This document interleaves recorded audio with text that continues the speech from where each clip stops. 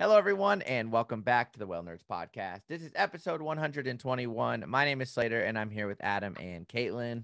What's up? Hello. Hello. Hello.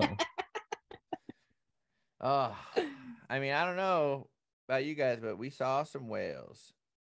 You saw some whales? I saw some Okay, whales. well, before we do that, let's do our normal announcements. Let's get them out of the way. Slater's ready.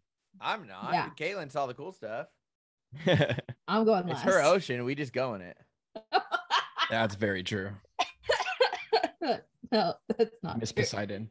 Thank you, everyone, for listening to the podcast and supporting us in whatever way, shape, or form that is for you, whether it's on patreon.com/whalenerds or by going on a trip or just listening to the podcast or rating and reviewing it, telling someone about it. We appreciate all your support. And if you want to keep up with what's going on with us, you can do that by listening in or watching what's going on our website. We've got a blog, we've got a trips page, we've got a shop on there, we've got all kinds of cool stuff. It's thewhalenerds.com. And then you can also follow us on social media. We have Facebook and Instagram is the main ways that we put out updates out into the world. And then we also have video versions of our episodes on YouTube. This will be the 21st one that's publicly available. So everything from episode 100 onward. And now we can talk about sightings. Adam, you go first. Okay. In Santa Barbara today, I saw like 20 whales. 20 whales at the very least. Like, it was so cool. Like, cause it's been weird. Like, we had a stretch there where it was super calm, beautiful weather, right? And there was like a whale here, a whale there. And then for the past like 2 weeks, it's been like pumping. And it's pumping in the west, which creates like this nasty groundswell. The weather. I thought you said the whales. The wind. No. The wind. Yeah. So the weather's been super gnarly. And finally it's starting to, I think today was like the nicest day we've had in a while. And the rest of Don't this hold your breath. nice. I was just looking at your forecast for the next week. Yeah. Oh crap. Did it change? Maybe a little break, but later on after the weekend. Okay. Well, we'll see. But yeah, we had 20 whales today, and it's been pretty consistent for the past week or so. It was so funny. Like we left today and we found 5 humpbacks like 2 miles from the harbor probably, and we were like so stoked. But they were all just like those tiny juvenile humpbacks that are just like they're moving around a lot, they're not really doing much. They are zigzagging all over the place. Yeah, you guys know what's up. And so we were sitting there and I saw like a pair of whales after that were out towards this fog bank. And I was like, I don't know, do we really want to go in the fog to look at these things? And Devin and I were talking about it, and we eventually did. And the fog looked super thick, but then when we got there, it broke up. And I love when this happens. It's like a scene out of a movie. It like the fog lifts and there's like 15 whales. It was like the coolest thing ever. So yeah, a lot of whales today, a lot of humpbacks, thousands of dolphins, a lot of sea lions. Some of our regulars we've been seeing, snowflake. There's a couple other whales. Pacino is one of the whales that we see here. So yeah, super good. There's a lot of juveniles in there, but there's also some big adults. So we're stoked. We're stoked for the rest of the week. That's for sure. Nice. Yeah. Slater? Wait. Sorry, excuse me. Sorry, my bad. I was ready to go. The past 2 days we've had big groups of short-beaked common dolphins, which I think these past 2 days are the first time we've seen short-beaks all year, if I recall correctly. And short-beaks are super cool because they're really acrobatic, and they're a little bit smaller than long beaks, but we've been seeing long beaks all year. So it was cool to get a couple pods of short beaks in there for sure. That is sick, dude. See my video? See my video where 2 come out of the water and they're like flipping and like, whoo. That was awesome. You didn't see it, did you? Yeah, I did, dude. One went this way, another one like went the opposite way, backwards. Yeah, it was cool, man. It's pretty sick. All right, hit me with it. hold on, let me check my calendar. Okay, so like 5 days ago, we were still having the lunch feeding down to the south. And it was starting to break up. It got to the point because they were like groups of 8 plus, and then that like 5 days ago became like a couple groups of 3 that were in different areas, and then it became like just 3 whales that were feeding left with the sea lions. And then the fog started coming in, and I think that the whales were still around there in groups, but it was really hard to find like a big group, a big aggregation of all the animals because of the fog. But yeah, that kind of broke up, which all the whales ended up heading back out towards the west or southwest, kind of off Point Pinos. And then what happened? For like a day, and then they were gone. Yeah, then they left. But that last day, there was so much fog. No, so 3 days ago, there was so much fog, like literally we couldn't even see 25 feet. And so a boat had gone out to the west and got off the deep hole and said that there was unlimited animals out there, which I went out there and it kind of wasn't the case. But I did.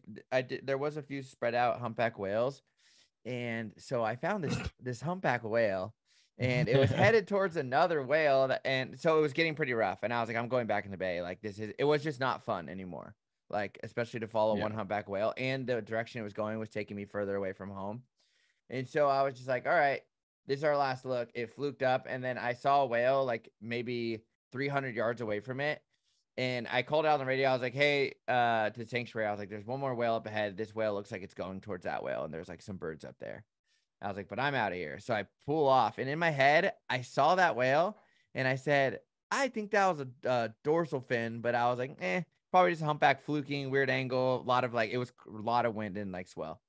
And literally, I get like a quarter mile away, and Chase calls me on the phone. He goes, dude, there's killer whales right here. And I was like, I freaking knew it. But I had already like, I already You called left. it. No, yeah, I called it. I was like, I'm not going. Dang. It wouldn't even, honestly, I don't like.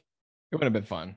It wouldn't have been fun. And then on top of that, it was like, as soon as they found out, it was like everybody from that side of the bay was like right there already. Because everybody had their own like spread out like whale or dolphins like out in that area. So it was like, yeah, you could hear the radio. It was like, I'm here. There's killer whales. And it was like, people were like, can I get on this side? Can I get on that side? I was like, okay. So I was like, you're like, bye. I think I made a good decision. I made a good decision because the next morning, well, of course, another pod was seen. So like 3 or 4 different pods were seen out there, but another pod was seen coming into the bay and ended up staying all night. The CA-51 stayed all night. And then the next morning, we're exactly in the same spot they were left that evening. And I was the 3rd boat on them in the morning, which was super nice because no one was out. It was like pretty glassy. Then Kate was the 4th, or yeah, you guys were the 4th boat pretty much. And then, yeah, a lot of spy hops. They were spy hopping all over the place. Your video was awesome. Thank you. Yeah, so we had some pretty good action with the CA-51s. When I first got there, there was a dead sea lion. It was like a carcass. It was already like torn apart, but like I could see it floating there, but I was still kind of far away. And I swear, Comet or Star, one of those 2 picked it up kind of on their head, but then like pushed it. And I was like, dang, I wish I could have got that on video. Yeah. It would have looked cool. But yeah, Caitlin, though, freaking, hit it out of the ballpark. Yeah, just literally got the shot of every woman orca's dream. Okay, let's back up this story a little bit. So Saturday I was off, and both you and Kate Cummings called me. Oh, you don't gotta tell them about our day.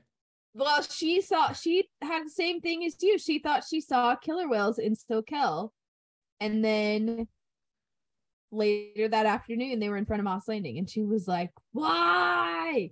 Yeah, we both made the exact same decision in different areas of the bay, and we both definitely saw killer whales. And with different pods? Yeah. I mine was like the 216s and liner and jagged or something. Oh, you had those, and then she had the 51s or whatever? Yeah. Well, nice. I mean, that's what we're assuming, because she's like, both her and Brian, who was deckhanding, saw like weird light reflection that was probably coming off their fins. But it was like just windy enough and just far away enough that they couldn't be sure. And then the whales they were with were staying down a long time, so they ended up not having enough time to go explore and investigate. So then they just, kind of like, it seems like it might be killer whales, but we can't say for sure. And they went in, And then late, like a couple hours later, it was like they were right there in front of Moss.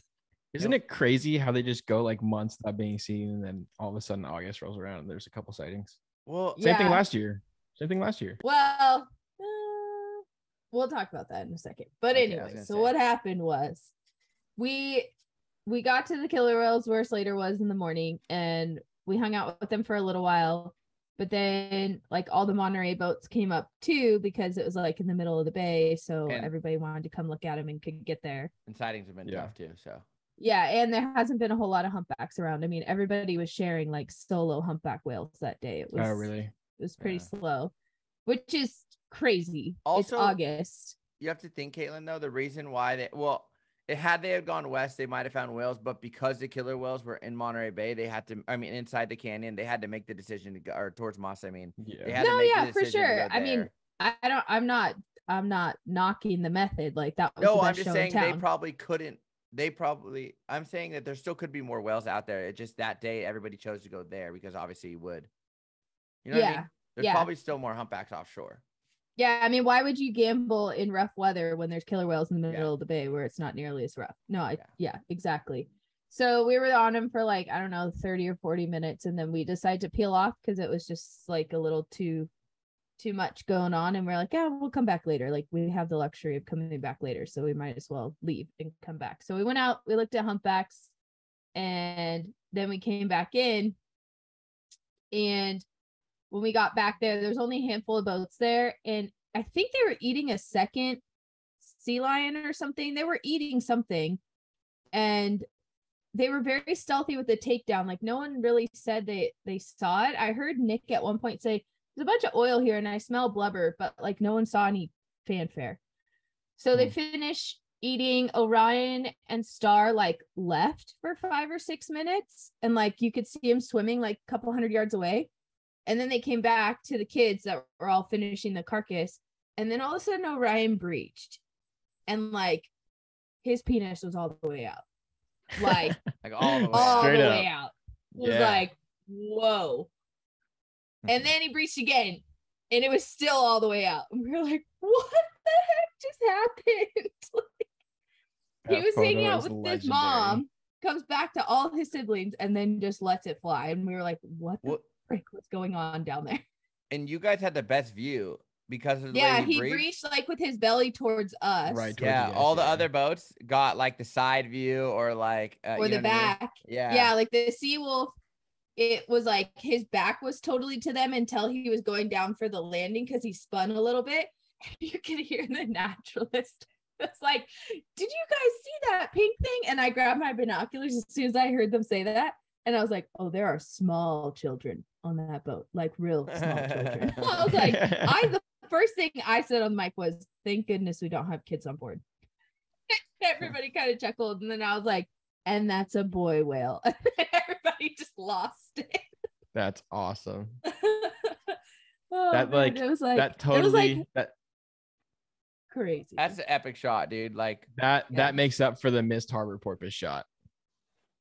Wouldn't you say, Caitlin? Oh, I know, because I had my camera put away. Yeah. Oh. For the harbor porpoise one. Yeah. With like Daniel being back then, the one. Yeah, and my intern Meg got it, and Daniel. Yeah. That happened. I think when I was on the boat with your friend, it breached, but it was like right off the bow. What's her name? You just saw her in New York. Was it Erica? No. Eva? Yeah. She was on the boat. We had the harbor porpoise thing. God, I can't believe it. I knew it. I knew that. I was like, because I went in and then I was like scrubbing my boat, and then I got home, and then Kate texted me a picture, and I was like, I'm glad. And then she sent me that picture, and I'm like, I'm glad your day turned out better than yesterday. And then I showed Tim, and Tim was on the phone because I was leaving the dock, you know. I showed Tim, and then Tim was like, send me that. And then Bill was on the phone with him. And so I sent it to Bill. Oh, they were all talking about it. So I sent it to Bill, was like, text me that, Slater. So I texted it to Bill. And Bill, he's like, I told you, Slater.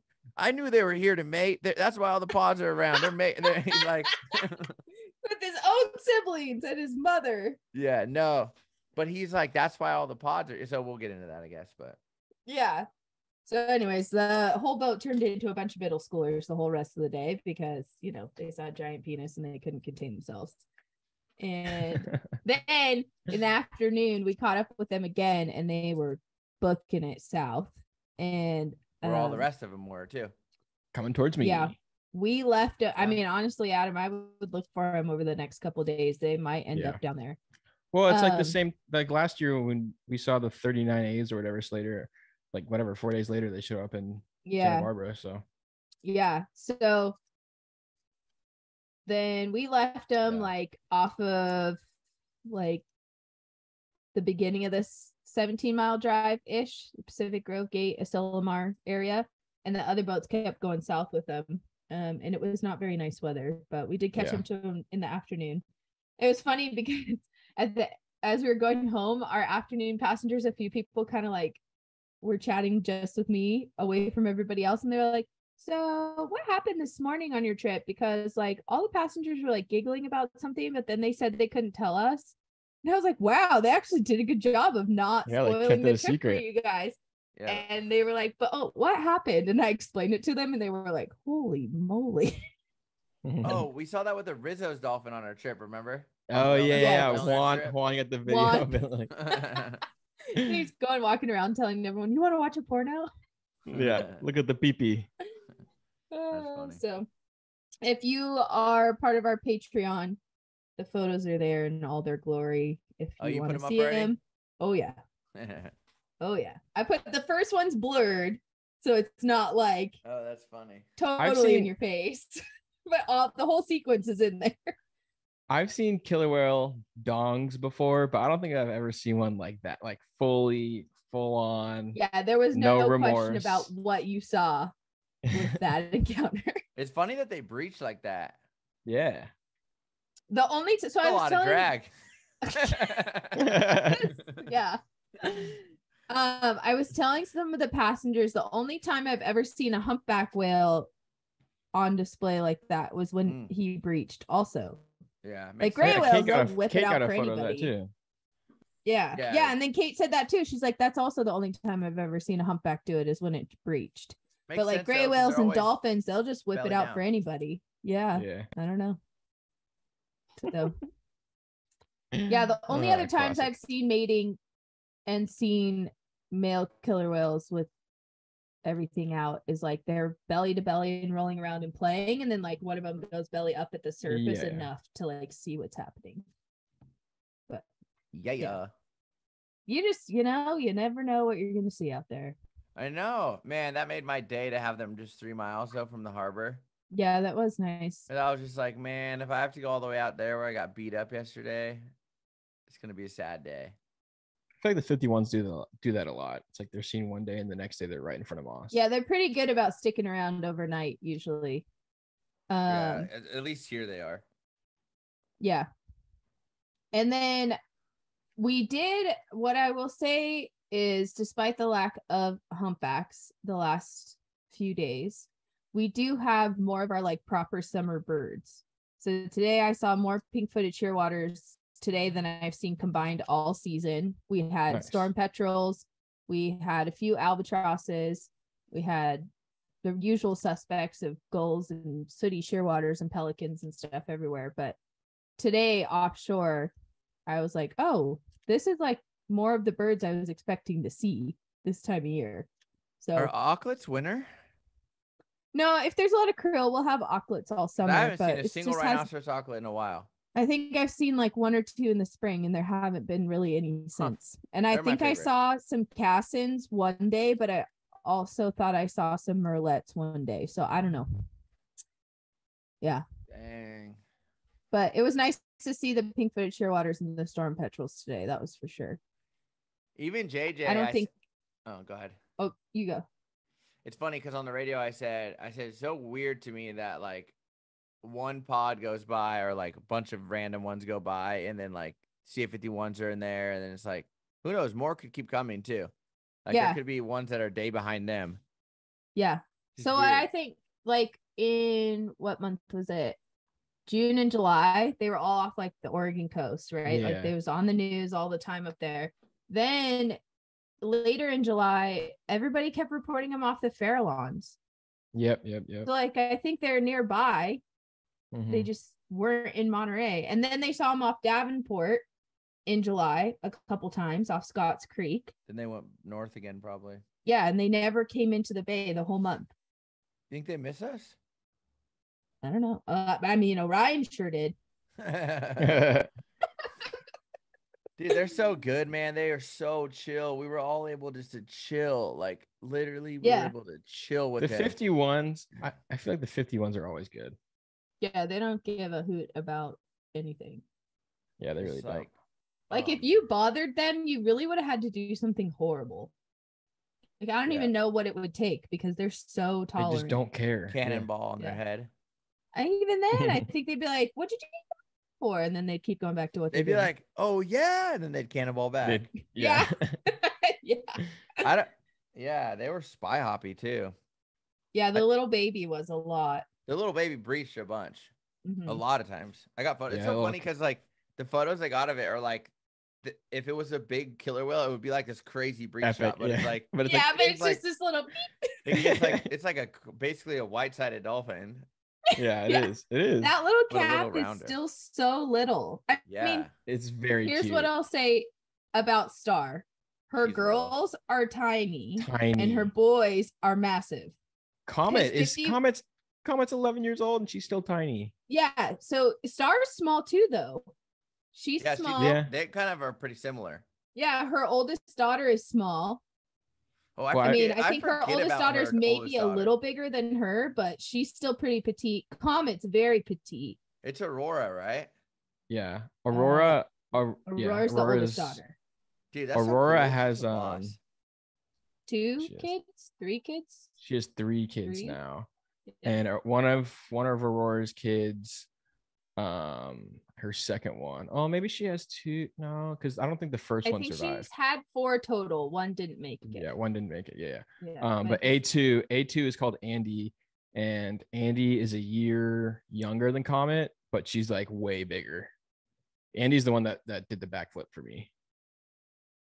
Well, whoever 51A has been, finding as the fathers of her children. That's where they're getting that from. That's so annoying. Can we dart some of them? I mean, you want to get a permit. Nobody's really done it. I think they tried to do it in the early 2000s or something, but dude, if we shot like just shoot like bumper and then shoot like liner, just check it out. You never know. It could be. It would be interesting to do all the males. It would be interesting to do all of them. Although I guess you'd have to do the matriarch of each pod too, just to see the relatedness. Like, how related are Emma and Liner? And they don't actually. They're not. Yeah, they're not traveling together right now. It'd be interesting to see if 50B really is related to Star, because that was the guess was big that debate. 51 and 50 were siblings or something, and then 50B's like the kid's cousin. That makes sense. I mean, 50B is like always with the 51As. Yeah. It seems like. Yeah, after his mom died, he's pretty much always with her. Wait, who's although we saw 50B on our Whalers trip. Yes. Wait, is 50 who's Richie? 49? Richie's 49B. And it's interesting because 49C used to travel with 51A a lot. And now she's like she was with 50B and the 122s on our Whalers trip. Yeah. So I don't know. And this is all based off of like best guesses by sighting data over time. It's not we don't have a lot of genetic information to ground truth it. So and all those relationships that seem to be really stable for quite a long time aren't anymore. Yeah. Like Liner and 50B and 49C. Yeah. So I don't know what happened if a few key whales passed away and now everything's like out the window, because like they are pretty matriarchal, and so like 50B definitely changed his relationships when his mom died. So I don't know, but it's really interesting.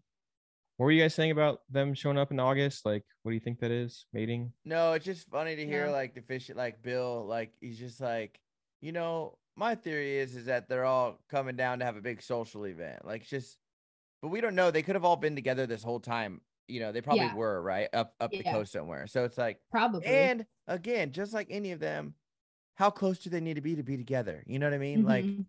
they're like, Mhm. oh, you're gonna be in Big Sur, dude. I'll just be right here in Carmel. Like, like Yeah. I think they know where they're all at. Yeah. So then here's the Yeah, I other agree. Do they tell interest. them the street sign? Like, is it that I don't complex? know. Or are they like, hey, dude, I'll meet you at Coral Reef Way in like six nights? You know what I mean? Like that's what I don't Well, get. Well, And think they do about okay, so then explain time stuff.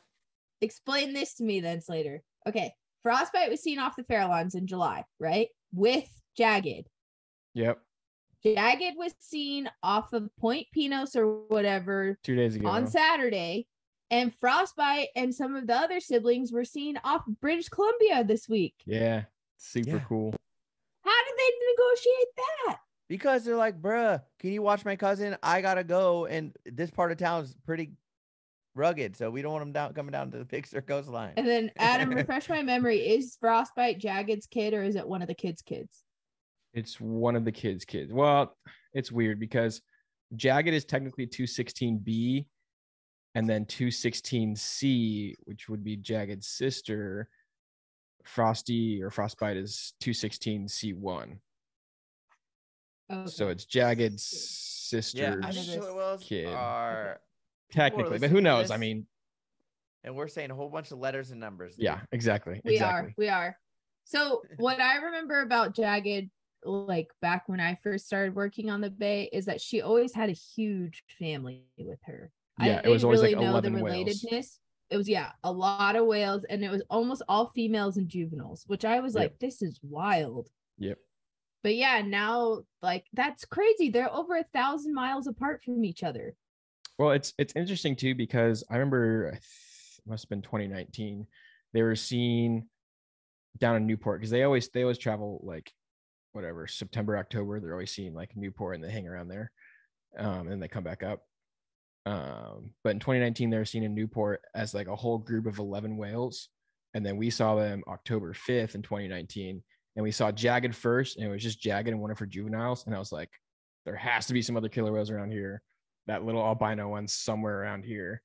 And then the 51s came in, and then like the 138s came in, but then that baby albino one never came in. So I think Jagged's reached a point where she has like 2 kids of her own, and she kind of travels with other pods, and then 216C kind of does her own thing. So I think they've gotten to a point where that family's too big and they've kind of split off. Yeah. That's just what it seems like. It's just I mean, I guess you could say that with 51A. We don't know where the heck she is either. She could be over 1,000 miles from the 51s also. It's funny too, because remember last year, Slater, we had it was like August 9th or something. We had those whales off of Big Sur, and then we came back into the bay, and there's that other pod there. Yeah, I don't the even same know day. who either of those pods were. Do you remember? It was the 39As and the 138s. The 138s are typically who we see in Santa Barbara. That's who we saw second. Yeah, with that sprouting male. And then think about it, freaking whatever, 2 weeks later, a week later, we had the Rizzo's dolphin hunt, right? So I wouldn't be surprised if you guys get another encounter. Again. Yeah, that pod's cool. Obviously, I wouldn't be surprised if you guys get another killer whale encounter. I bet. It seems Yeah, like they come in August- waves. Yeah, August it seems to be like really that 2 to 3 times a month average, or it seems a little clustered. And then September, October, November, it can be a lot. And it's of like whales coming through. last August we had an orca sighting in Santa Barbara. So Yeah, it's just weird. They all come in and then they all go out, and they all come in and they all go out. I have seen elephant seals sleeping in the bay over Yeah, we've had a the couple too. last 2.5 weeks, 3 weeks, something like that. I've seen them at least a couple times a week. Maybe that's it. Maybe it's starting. I don't know early. though, because the one thing is we don't know because it's a weird summer. Like you can't tell me It that is this, a weird it is a summer. weird summer. This isn't the best humpback summer I've seen. Last No, August, well, by the No, time not we here had either. Big humpbacks lunch feeding. I feel like it's the months are out of order or something. It's like Yeah, they weird. are. It seems like it. Yeah, and on top of that, we did have lunch. Like, don't get me wrong, we had a solid about 11 days of lunch feeding in a row down there. But it's like, and it wasn't. No offense, whales. You weren't the most coordinated, okay? No, because it's were young whales. They're lunching all over. Yeah, the biggest whale in there is like angel wing, and I feel like the only reason those bigger whales are here is because they have calves. If they didn't have calves, I feel like they wouldn't be around here. They'd be out. But then what does that mean if they're willing to come into the bay while they're going through like the most energetically taxing part of their cycle. You I know what I think it mean? must be calmer in here and more chill. Maybe Yeah. we're just I don't know. baby freaking place, man. I don't want that. I mean, I guess we got to protect them, but you know what I mean? Like the big whales they just do it right. We'll see. I'll I never think see that 14 whales do it again at one time, huh? Or 13. I don't know. Maybe this year will be the year. Oh, we'll see. I don't know. We'll see what happens this rest of the season. I feel like the birds to me is saying that it's not even there yet. Like summer's just Anchovies, starting. too. Yeah, and there's a lot of bait. I mean, driving around today, there was little bait balls everywhere. So We've Okay. had a lot of shearwaters here too. So I don't know. Maybe it's Yeah. Fall's going to be epic. Fall's gonna be I epic. hope. Come out in October. So we're gonna talk about something completely different than killer whales. They're For long this lost week. cousins. They're Super long-lost long, cousins. super long, and super And lost. pretty With much the lost. reverse markings on the eye. Oh, true. They have like little black eyeliner. We're going to talk about vaquitas because there's an updated paper that just came out, and on Saturday the 20th it's International Save the Vaquita Day. If you want to get involved with the online events, some people are hosting things in their local area. Viva Vaquita is doing like an online day of talks and things. We have talked about vaquitas before on the podcast in episode 34 and episode 85 is where we covered them the most. There's a new publication that came out in July, late July, so it's pretty much hot off the press, called More Vaquita Porpoises Survive Than Expected. And there is still a really big collaborative effort being made to track these very endangered porpoises. It's a collaboration between NOAA, Southwest Fishery Science Center, some organizations in Mexico like the Comisión Nacional de Áreas Naturales Protegidas, SMRU Consulting, which is actually in the UK, University of St. Andrews, Museo de la Balena y Ciencias del Mar in Mexico, Scripps at UC San Diego, and the Lisa Yang Center for Bioacoustics in New York. So just a little bit of background information if you haven't listened to those two episodes. Vaquitas are the smallest cetacean in the world. They're a little porpoise that's endemic to the upper Gulf of California. And they think they originally numbered somewhere between 2,000 to 5,000. So there never were that many of them. Yeah, that's pretty small. And the vaquita population has declined really severely the last few decades due to gill net fishing techniques in their habitat, particularly for shrimp and finfish, especially the highly endangered fish, the totoaba, which is mostly sold for its swim bladder. It's not even really sold for meat. So what's driving the market is sending it over across the Pacific to Asia, mostly China, for their swim bladder to be used for like medicinal purposes. And the resumption of the illegal gill net fishery started up again in 2010, and that's when like the catastrophic decline of vaquitas happened. And it is still illegal to fish for totoaba using gill nets, but that doesn't stop people because the money they can make outweighs the risk. Didn't they just like, I thought they were just like, they said basically like, screw it, you go ahead and fish. I thought that something happened. They had a vaquita, like a vaquita protection zone, but then they dropped the rules on that. Yeah. Okay. Well, I think that the rules are still written, maybe, but there's no enforcement. They've no enforcement. Yeah, they said they're not going to the area. Yeah. So what I thought was like kind of like really a twist of the knife was in this paper, there's a picture of a boat tending a gill net with two vaquitas in the foreground. Dang. I was like, oh, they're right there.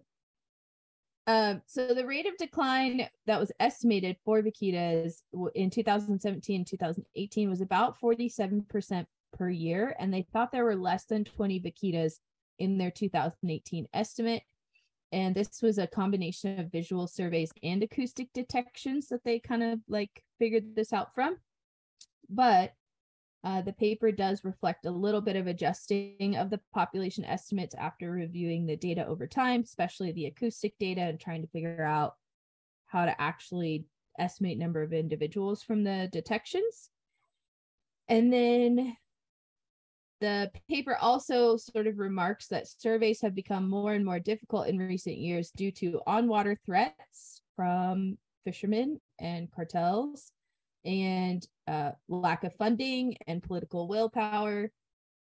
And they actually have been having their equipment stolen too. People have been stealing the hydrophones they put out. Dang. I didn't know that.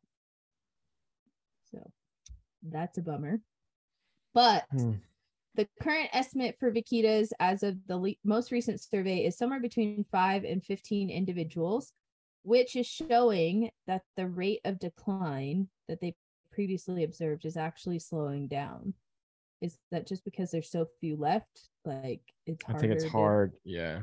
kill like, them in the gill nets? Like, it's like either those 15 are going to run into gill nets or they're not, you know, or they're it's just not there. yeah. There were calves documented in both the 2019 and 2021 visual surveys, which that's pretty incredible that they're still reproducing. It's actually kind of like a sign for hope. that genetic pool must be tiny. So this is what they have to say about that. The low genetic diversity of vaquitas results from this natural rarity. Remember, there's only 2,000 to 5,000 total anyway. And examination of the genome suggests purging of deleterious genes has reduced the potential negative effects of inbreeding. So their genetic pool, They're like made even though for it. even though it's small, they have good potential. Population viability analysis using these empirical data suggests a high chance of recovery if vaquita bycatch is eliminated, even if only 10 animals remain. And that's another paper is where they cited this from Robinson et al. It was published this year in 2022. So observation of continued calving and observed robust animals is consistent with these genetic results. Man, too bad we can't like transplant them all like to the San Francisco Bay. I know. Well, yeah, they don't handle people handling them very we well. know. I wonder if the calves seen in 2019 were observed as juveniles in 2022 or not. Like, did they get good enough observations to identify them? They did say they did not get good enough photos for photo ID. Gotcha. But I mean, how long is a vaquita small? Like how? Yeah, it's how like, long do is they a reach juvenile full size? Yeah, is a 2-year-old the same size as an adult? Like, and how big is That'd the be my difference between a guess. juvenile and an adult? Like, Yeah, they all look like babies. they all look My like guess, Comet, based on harbor porpoise observations, is that they like definitely look like a calf, and then all of a sudden look like an adult. Yeah, because you never see them. Yeah. Like, I don't think I've ever seen a juvenile harbor porpoise. I've seen calves and I've seen adults. You know, I wish they would allow us to get better looks at them because they are here pretty often and we don't ever like, you know, it's just like there's a little triangle. It's gone. Yeah. There were some right in front of Moss Landing for a few days that were pretty good. And we saw a calf with one group right out front. Huh. But yeah, I think they probably grow up pretty fast, would be my guess. Got to go to the San Francisco Bay Bridge and look down. I know. Well, they also don't have a terribly long lifespan. I think it's like 20 or 25 years. It's not like super really long. Yeah. Like for harbor porpoise, I have no idea for vaquitas, but it's probably pretty similar.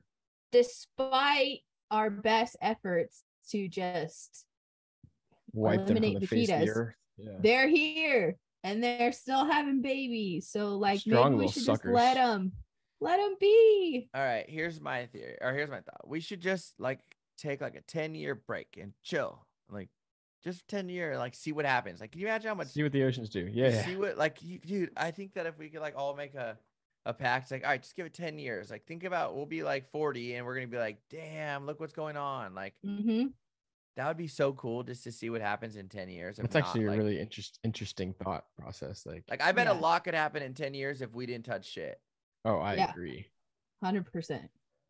Yeah. So imagine that, literally 10 years and then everything's rebounded to like astronomical numbers, and then we're good for like at least another. Then we can 20. start killing everything again for like 20 Yeah, years. exactly. It's interesting because that like, see, it's fine. Yeah. That method has oh no, let's never go back to hunting whales because they do too much for the environment. But it's interesting because that idea has been implemented on coral reefs in different places around the world. Like Palau is a good example. And like, it doesn't even take 10 years. It's amazing how quick it comes back. Well, it's like the Elwha too. Mm-hmm. Like, it'll be interesting to see what that looks like in 5 years, 2 years. Imagine if the lower Snake River dams were breached. Like, I bet you in a year, salmon would start to rebound astronomically. You know, it's just Think like, about how many eggs they lay. yeah, exactly. If you give nature an inch, it takes it a mile. I think that's evident with whales. You know, think about it. They were hunted for hundreds of years, and then we gave them 20 years, and they were back to like good numbers. Yeah, and our slow days here are really good if you actually think about it. Oh, absolutely. Yeah. Well, yeah, and it's not, I'm not worried about our lack of humpback sightings, meaning a lack of humpback whales overall. I just think they found something else nearby. There's just a random movement of anchovies or krill or something that's elsewhere, and they're not. Yeah. So. Yeah. So. Yeah. Well. So that's my hope, is that people can take this as a sign to like not give up the fight for vaquitas, because they are a endemic species, an iconic species for Mexico. And like, what a bummer if you lost, they only exist there. Like, what a bummer if you lost it. So my call to action for people to take away from this episode would be to tell someone about vaquitas this weekend, because I'm they're still here. gonna tell my friend Slater. Get a vaquita tattoo. Tell someone that doesn't know about a vaquita because they are the cutest stinking thing out there. They really are. I was gonna tell Margot, but Margot saw the documentary with us. Yes. So she did. All right. Well, thank you for that article, Caitlin. Yeah, man. What's our secret whale of the week? Vaquita. Vaquita or Orion's penis. No, please don't comment that on the Instagram. That is a whale. That is a whale. It's probably as big as a vaquita. It is, dude. It's probably as long as a vaquita. Yeah, it is. Maybe just put Free Willy. Put Free Willy in the comments. Yeah, Free Willy. Yeah, that's a good one. Free your Willy. Wet Willy. Yikes. Okay. Yikes. Thank you for listening. If you made it this far, appreciate it. You can follow us on social media, Whale Nerds, on pretty much everything. Yep. Thank you. Thanks, guys. Bye.